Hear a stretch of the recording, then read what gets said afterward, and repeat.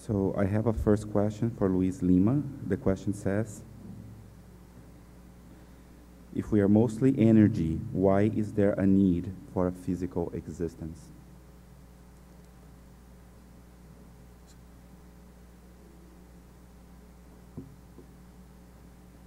Let me use the microphone here.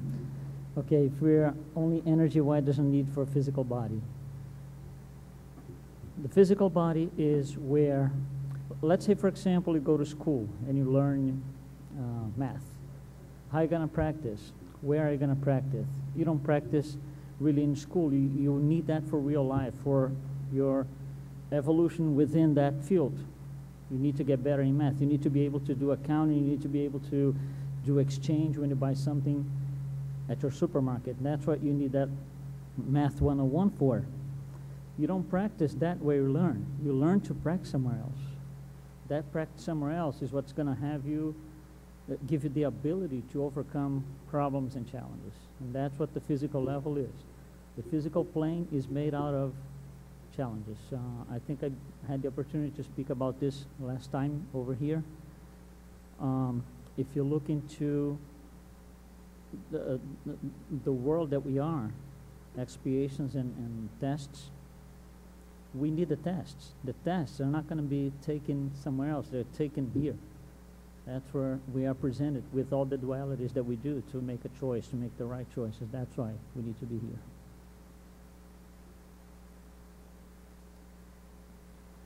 I have a second question for Isham Jones. How the knowledge of the gospel helped you to know thyself? Okay, how did the gospel help me know myself? I guess I could start out by saying that I did not grow up in a family that had any religion at all. Both my parents are sworn atheists and are to this day. So learning about what the teachings of Jesus, the teachings of Jesus is something that was new to me, starting a couple of years ago. You hear snippets here and there, but to know what is meant by the word charity, for example. It's not just giving $1 to somebody who's a beggar that's on the street. It encompasses forgiveness. It encompasses patience. It encompasses perseverance and inner strength that I was just not aware of. So learning what the virtues of Jesus' teachings really helped me to look inside myself to see where I stood on all of those things. And something that I wanted to mention, it's not just looking inside myself and measuring myself against what I find in the gospel and then seeing all these problems. It's also teaching self-worth. There's good in there. Hey, wow, I actually do okay over here a little bit. And that gives you courage and strength to deal with the other issues. So it's both. And I think that St. Augustine mentioned that when you look at your actions at the end of the day, you can tally up not just the evil, but also the good. So you look at both sides, and you see the value in what you do, and then you also can look at some of the problems that you may have. So that's really what I've learned from the gospel is the true meaning of what the virtues are, really for the first time, because I hadn't had that in my background. And then being able to look at myself and have something to measure it against, because the gospel is so full of examples, concrete examples of what the teachings of Jesus are, which is something that I need. I need that tangible, visceral example to measure myself against. So. And I have a last question for Jussara Korngold. How can I love those that cause me great losses?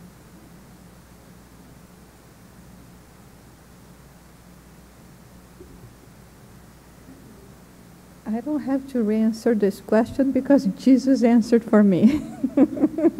So we have in the gospel, according to Spiritism, spirits actually coming to our rescue to try to show us what Jesus actually meant when he said that we should love our enemies.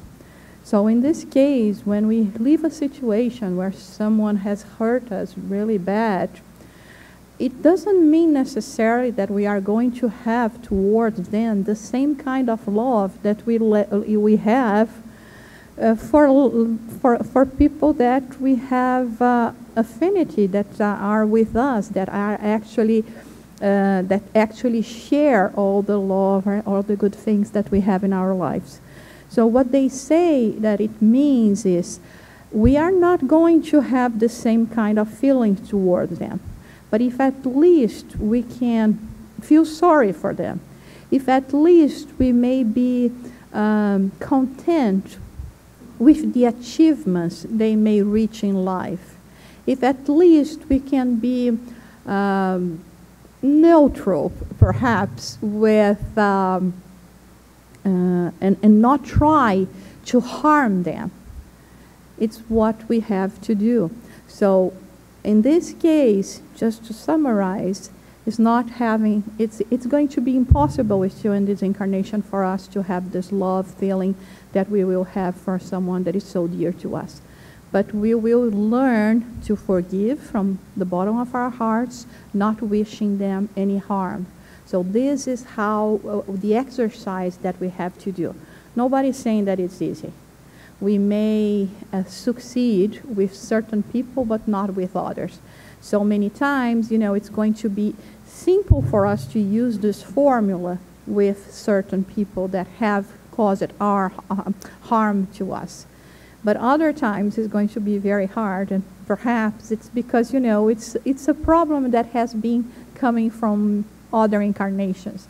So let us keep that in mind and try to do our best to eliminate any sentiment of hatred, of desire, of vengeance towards them, and we are in the good way.